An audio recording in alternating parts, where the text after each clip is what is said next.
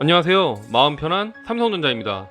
삼성전자는 5월 17일부터 디스플레이 위크 2021 전시에 참가하여 압도적인 디스플레이 기술을 뽐냈는데요. 100마디 말보다 한번 보는 것이 좋겠죠? 영상 시청 후 이미 위기론이 대두된 삼성전자의 스마트폰에도 기회가 있는 이유를 말씀드리겠습니다. 이 영상은 삼성전자에서 이번 전시회의 홍보 영상으로 제작한 것입니다. 먼저 한 여자가 7월 어느 맑은 날 공유 6시 38분 서울에서 잠에서 깨어 일어납니다. 꿀잠을 잔 듯 행복한 표정이네요. S 폴더블 멀티 폴딩이라 되어 있는데요. 여기와 여기에 보면 두 번 접혔다는 것을 알 수 있습니다. 거치할 때는 마치 자석에 이끌리듯 착 붙었는데요. 거치대 자체가 충전기나 스피커 역할을 할 수도 있다는 생각이 듭니다. 음악을 틀고요. 개운하게 잘 잤다. 양치질하며 얼굴을 한번 보다가 스마트폰을 보는데 3단 멀티태스킹이네요. 제일 좌측은 사진, 가운데는 쇼핑 중인 것 같고요. 우측은 음악을 재생 중이네요. 어느새 옷도 갈아입었습니다. S 폴더블, 이름 그대로 S자 형태로 접습니다. 휴대성이 좋네요. 그 큰 디스플레이도 S자로 접으니 자켓 포켓에 들어갈 정도로 작아졌습니다. 한 남성이 화상 채팅 중인데요. 이 남성과 화상 채팅을 하는 여자의 노트북은 UPC, 언더패널 카메라가 탑재되어 있네요. 베젤이나 홀 없이 패널의 모든 공간이 디스플레이로 매우 시원하게 보입니다. 노트북처럼 보이지만 하단부가 터치스크린 형태로 되어 있네요. 매우 속도감이 있는 게임 화면에서도 지연 없이 원활한 동작 속도를 보여주네요. 색 재현율이 120%로 매우 선명한 화질을 보여줍니다. 아까 그 노트북이 펼쳐집니다. 다크모드는 화면에서 정보를 담고 있지 않은 바탕을 어둡게 바꿔 배터리를 절약하는 것입니다. 노트북을 펼치니 17인치의 폴더블 랩탑이 되어 모니터처럼 활용하고 있네요. 웃으면서 문자를 보내고요. 언니로 보이는 사람도 정말 멋있는 폰을 가지고 있네요. 슬라이더블 폰입니다. 기존 화면에서 옆으로 스크롤하니 슬라이딩하며 화면이 확장되고요. 아이가 좋아하네요. 계란을 쉐킷쉐킷 해주고, 이번에는 옆으로 스크롤하니 옆에 포터블 디스플레이에 화면이 바로 뜹니다. 마치 에어드랍과 같죠. 거의 비슷하게 동작하는 갤럭시 제품의 퀵쉐어인데요.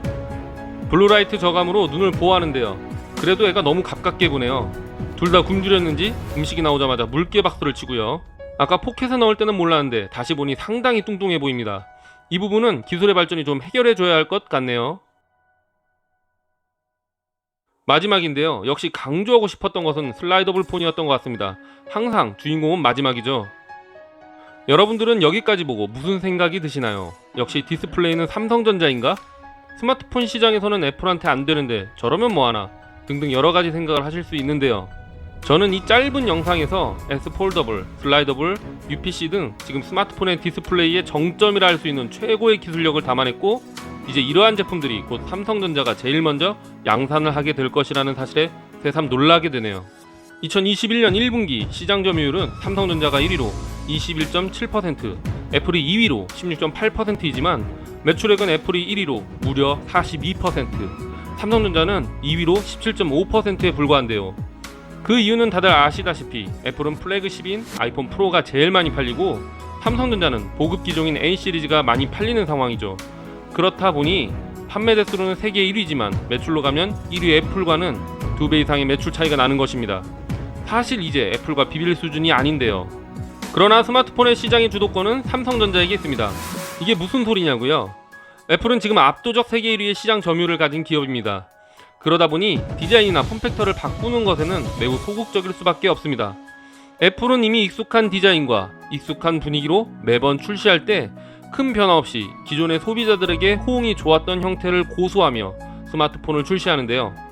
애플의 아이폰은 충성도 높은 고객들에게 마치 명품처럼 시간이 지나고 새로운 제품이 출시되더라도 겉모습은 큰 차이가 없게 하는 고급화 전략을 쓰고 그게 대성공을 했습니다. 아이폰의 새 제품이 출시되더라도 기존의 구형 제품의 가치에 영향을 덜 주다 보니 중고 가격이 크게 떨어지지 않는 이유가 그것인데요. 애플이 여기서 폼팩터의 변화나 파격의 디자인을 낸다면 기존의 충성도 높은 고객들은 크게 실망할 수도 있고, 높은 기술력의 폼팩터 변화는 플래그십 모델을 통해서만 가능하기 때문에 이미 압도적으로 시장을 지배하는 애플의 입장에서는 모험을 할 필요가 없는 상황입니다. 그에 반해 삼성전자가 역동적으로 폼팩터를 다변화하고 다양한 기술적 시도를 할 수 있는 이유는 삼성전자의 플래그십 모델이 존재감이 없기 때문입니다. 삼성전자의 최근 플래그십 모델인 갤럭시 S21만 보아도 글로벌 판매에서 10위 안에도 못 드는 매우 저조한 기록을 세웠습니다. 이대로면 서서히 망해갈 수밖에 없는 상황인 것이죠. 삼성전자의 보급기인 A 시리즈는 제3국에서 엄청난 판매고를 올렸는데요. 그에 비해서 플래그십은 서서히 바닥을 치고 있기 때문에 삼성전자 입장에서는 뭐라도 해야 되는 상황입니다. 설사 망하더라도 이미 망해가고 있기 때문에 잃을 것이 없고 삼성전자의 실제 매출을 책임지는 보급기 A 시리즈의 판매고에는 어차피 지장이 없기 때문인데요. 그러다 보니 삼성전자 이런 행보에 애플은 더욱 고착화되고 삼성전자는 위기감을 느끼고 폼팩터의 다변화와 기술적 시도를 이것저것 해보는 상황입니다. 사실 스마트폰의 성능은 갈수록 차이가 없어지고 있으며 인간의 인지 능력으로는 체감하기 어려운 상황인데요. 지금의 고객의 충성도와 시장을 지배하는 데 가장 큰 것은 한 기업의 제품 간의 연결성, 즉 생태계입니다. 애플은 이 부분에서 매우 예전부터 준비했고 강합니다. 삼성전자도 2010년대 중반에 이르러 이것을 깨닫고 계속 갤럭시 생태계를 키워온 결과 시장 반응이 좋은 편입니다만 충성도 높은 다른 고객들을 뺏어오기는 쉽지 않은 상황입니다. 그래서 삼성전자가 승부를 걸고 있는 게 생태계와 플러스 알파, 바로 폼팩터의 다변화인데요. 삼성전자는 폼팩터 다변화를 위한 모든 OLED 기술에 있어서 압도적인 세계 1위인데요. 삼성전자가 그리는 꿈은 이렇습니다. 다양한 폼팩터를 시장에 계속 진입시킨다. 그 폼팩터 중 어떠한 것이 메인에 자리 잡는다면 삼성전자는 시장 선점 효과로 점유율도 상승하고 매출이 올라가겠죠. 그러면 다른 글로벌 기업들은 견제를 위해 그 폼팩터의 제품을 출시할 수밖에 없는데요. 결국은 삼성전자의 OLED 폼팩터를 사와서 조립할 수밖에 없는 것입니다. 아마도 이 점은 애플도 잘 알고 있을 것인데요.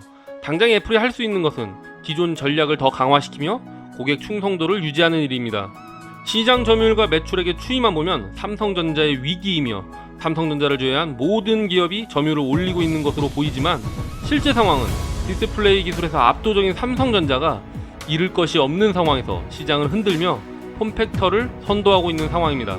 2023년 폴더블 아이폰의 출시를 예고한 애플은 BOE로부터 플렉시블 디스플레이를 수주받으려고 하겠지만 아직 흉내만 낼 정도의 BOE는 생산량도 떨어지고 수율도 낮아 적자를 정부가 막아주고 있는 실정입니다. 그러기에 아직 삼성전자에게는 기회가 있습니다. 폼팩터의 선점은 물론 폴더블, 롤러블, 슬라이더블, UPC 기술을 활용한 폼팩터 초격차를 낸다면 어느 한 시점 폼팩터의 변화의 시장 상황은 삼성전자에게 유리하게 돌아갈 수 있을 테니까요. 이제 왜 삼성전자가 G 플립, G 폴드 그리고 내년에 나오게 될 G롤 등 계속 폼팩터를 늘리는지 아시겠죠? 내용이 유용하셨다면 구독, 좋아요, 알람 설정까지 부탁드립니다. 지금까지 마음 편한 삼성전자였습니다. 감사합니다.